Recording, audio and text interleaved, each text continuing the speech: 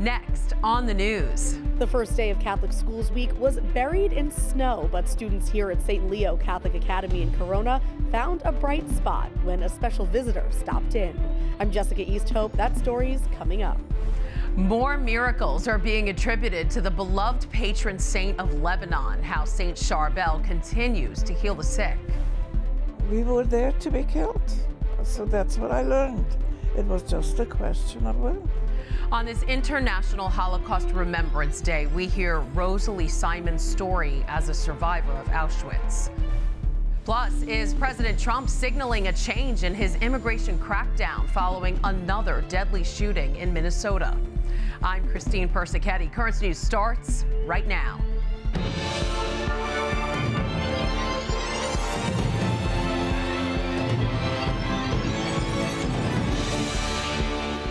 Sunday's snowstorm pushed back the start of Catholic Schools Week in the Diocese of Brooklyn. But on Tuesday, students at St. Leo Catholic Academy were back and welcomed Bishop Robert Brennan for a wintry mix of faith and fun in the classroom.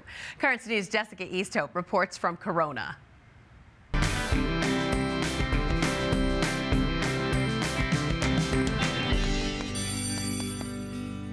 Hello. A warm hello is exactly what these students needed on a freezing cold day. It's nice to see you all.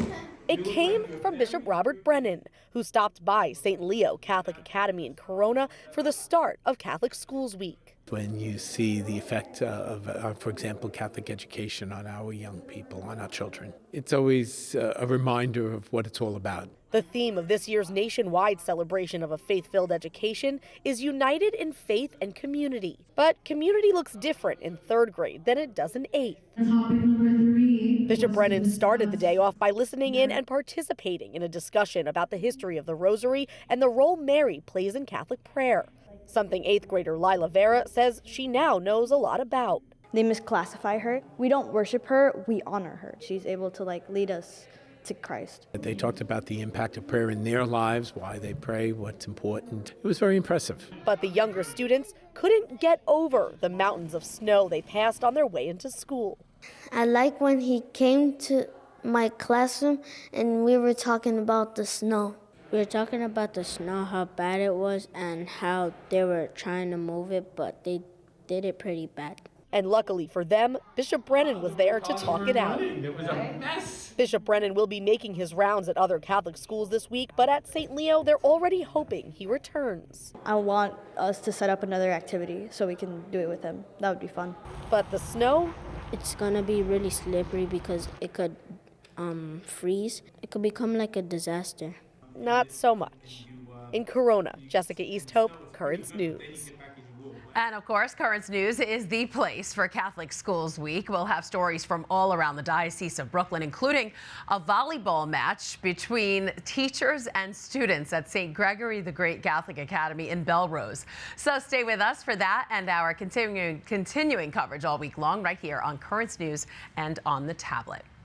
The Catholic faith at the University of Notre Dame is on fire, with the school reporting a record high number of converts.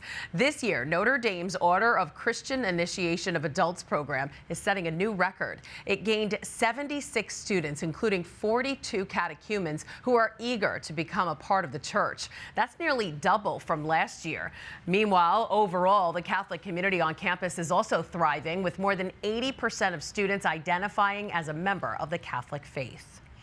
Today is International Holocaust Remembrance Day. January 27th marks the anniversary of the Auschwitz concentration camp liberation. Auschwitz was the largest Nazi concentration and extermination camp where more than 1 million people, mostly Jews, were murdered.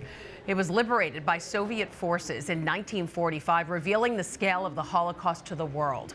Roughly 6 million Jews died at the hands of Nazis. But tonight, we bring you the extraordinary story of a survivor. Rosalie Simon was just 12 years old when her family was taken to Auschwitz. And ever since, she has shared her story, hoping to end Jewish hate. Currents News' Jessica Easthope has her story from Floral Park.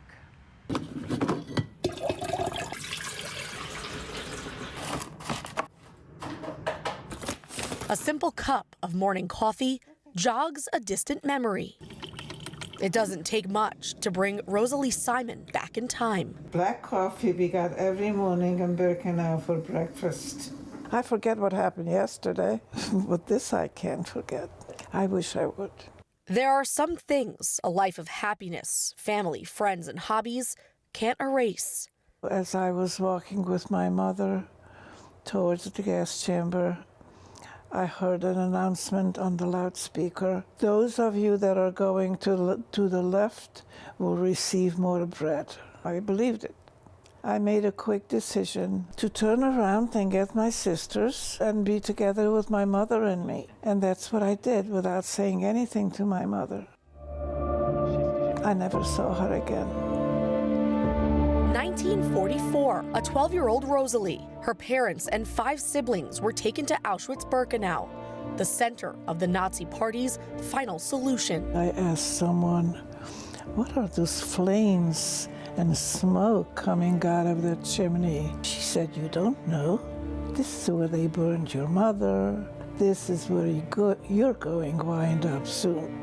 Despite having been hand-selected for the gas chamber by the angel of death, Dr. Joseph Mengele, Rosalie managed to escape more than once, thanks to her 4 older sisters and the kindness of a complete stranger. I said, let me out. I don't want to die. Jumped up and down. Please let me out. There was somebody who was helping Dr. Mengele with the selections. She opened the door and she gave me a dress and she told me, run. All 5 sisters made it out and transformed their lives.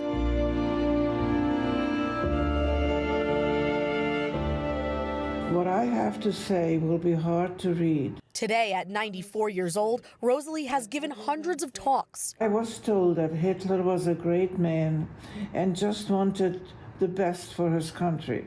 Her memoir, Girl in a Striped Dress, has been adapted into a one-woman play and performed by students to keep her story alive. I hope you can find it in your heart to forgive all of us. With rising anti-Semitism around the world, Rosalie warns hate starts small but can grow rapidly without education and compassion to stop it. All I can do is teach the young people against hatred.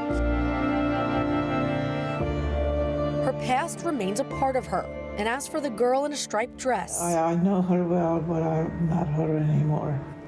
In Floral Park, Jessica Easthope, Currents News. What a story. The White House may be signaling a new approach amid a growing backlash over ICE killings in Minnesota. President Trump spoke with Governor Tim Walz on Monday, saying, quote, it was a very good call and we actually seem to be on a similar wavelength. Trump told the governor he's sending border czar Tom Homan to oversee ICE operations in Minnesota. Walz says the president also agreed to consider reducing the number of federal agents in his state. An agent shot and killed protester Alex Preddy on Saturday. That was just weeks after Renee Good was also shot and killed by ICE. The church could soon have its next millennial saint. The Bishops' Conference of Scotland formally opened the cause for canonization of Joseph Wilson. The 17-year-old died in 2011 from a congenital heart condition. His diary revealed intimate details of his spiritual life with reflections on faith and his search for God. Evidence for his canonization is being collected and will be presented to the Dicastery for the Causes of Saints in Rome. The first millennial saint, Carlo Acutis, who is known for his digital evangelization, was canonized last September. Can you name one of the saints with the most miracles? It's Saint Charbel, and the Lebanese Maronite monk now has 2 more miracles reported in the first weeks of 2026. The first involves Georgianne Walker, an attorney in South Bend, Indiana, who was recorded as healed on January 17th after using blessed oil on a post-surgical infection a couple years ago. The second occurred in Lebanon, where Rachel Charbel, who has no known relation to the saint, reported touching a photo of the saint after a spinal tumor diagnosis. A scan the next day showed it had disappeared. Brooklyn's Maronite Bishop Gregory Mansour says the accounts mirror miracles he has seen before. Science tells us that nerve, once it's damaged, is never repaired.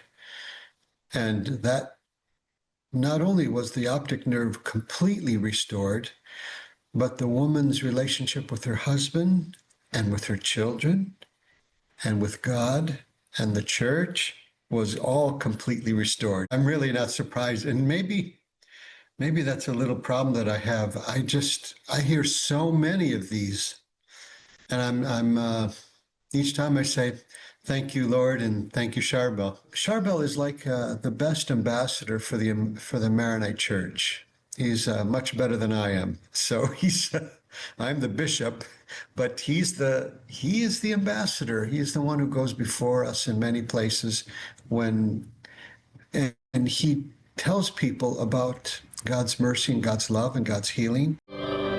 In December 2025, Pope Leo XIV became the first Holy Father to visit St. Charbel's tomb in Lebanon. Bishop Mansour adds that St. Charbel was a sign of hope for Lebanese people during their civil war between 1975 and 1990. And before we go, do you have a story idea or want to share a tip? Email us at newstips@desalesmedia.org or call our 24-hour number 718-517-3122. That is this Currents News Update. I'm Christine Persichetti. Thank you for joining us because we are putting your faith in the news. Hope to see you again next time.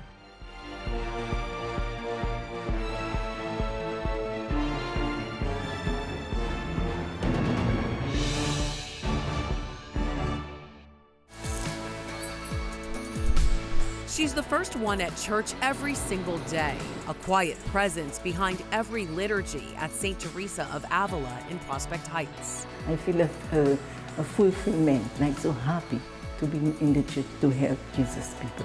How Denise Etienne makes up the pulse of the parish, Wednesday on Currents News.